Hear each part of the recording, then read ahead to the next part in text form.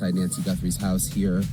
Some updates this morning. We are getting some breaking news in the investigation into the disappearance of Nancy Guthrie.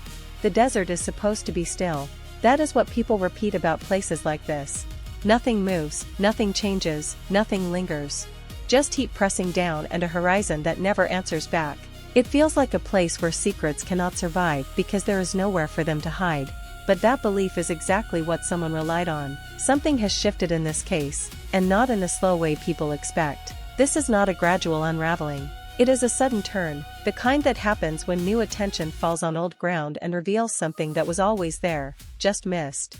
Journalist Brian Entin has been tracking this story closely, and what he has now brought forward is not a summary of what we already knew. It is new, and it is forcing a different way of looking at everything. So instead of starting at the beginning, start with what was just found, because right now, the case lives there. In a stretch of desert most people would pass without noticing, investigators have identified something that does not belong. The ground shows signs of disturbance, but not the kind caused by wind or animals or the natural shifting of dry earth over time. This is something else. There are traces of material that should not be there. Indications that something took place in that spot. Not yesterday, but not long ago either. Evidence of activity in a place where there should have been none. Authorities are careful about what they release, and that restraint matters. When details are held back, it is often to protect the integrity of the investigation, to avoid tipping off someone who might already be watching. What has been confirmed is enough to matter. This is not a minor discovery. It is the kind of finding that forces a pause, that demands better questions.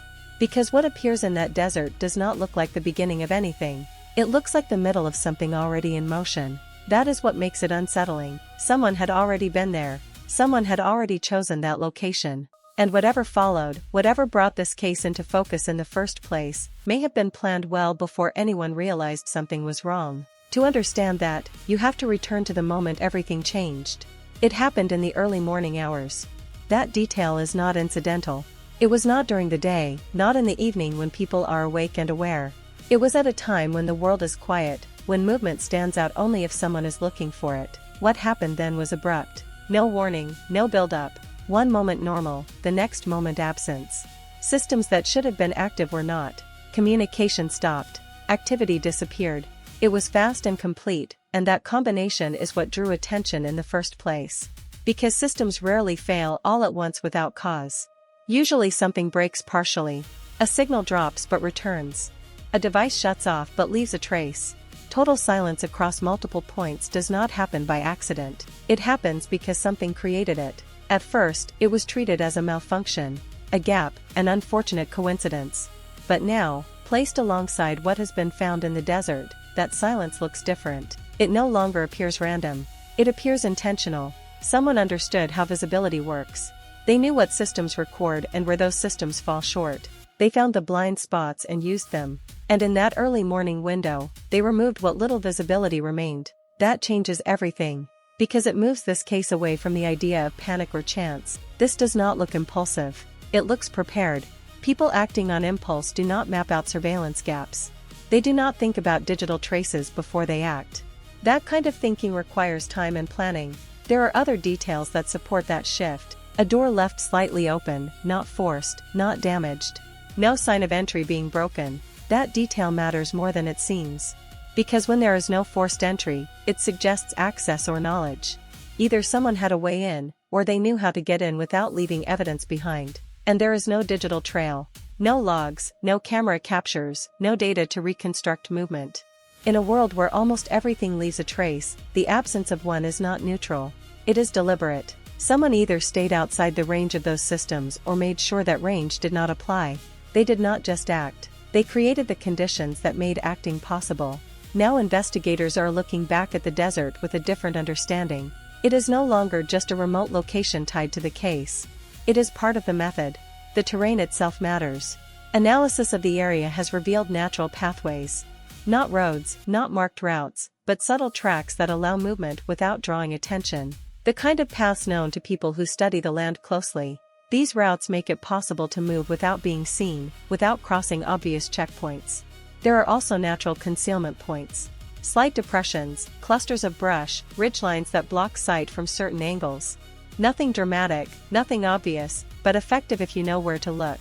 And above those areas, higher ground offers vantage points where someone could observe without being exposed. The desert is not empty. It is structured. And someone appears to have understood that structure in advance.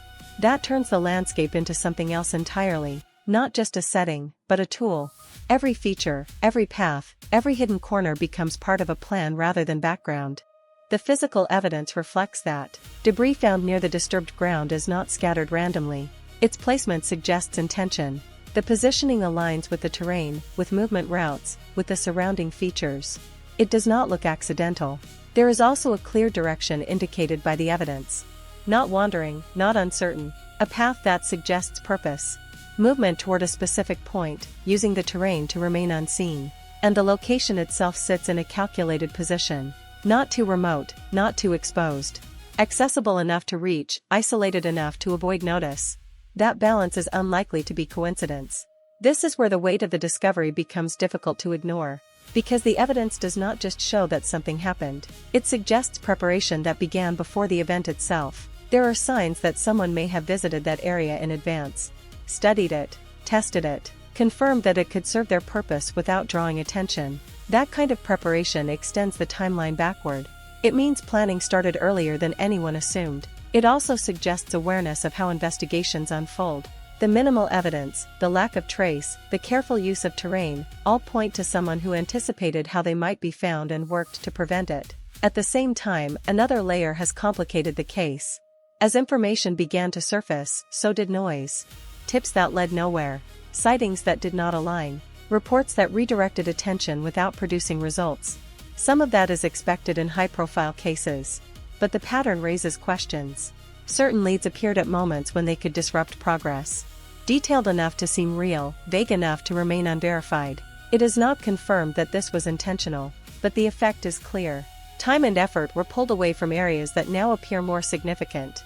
All of this contributes to a growing profile, not of a specific person yet, but of a way of operating. Someone who understands systems, both digital and physical. Someone who knows how to move without leaving traces.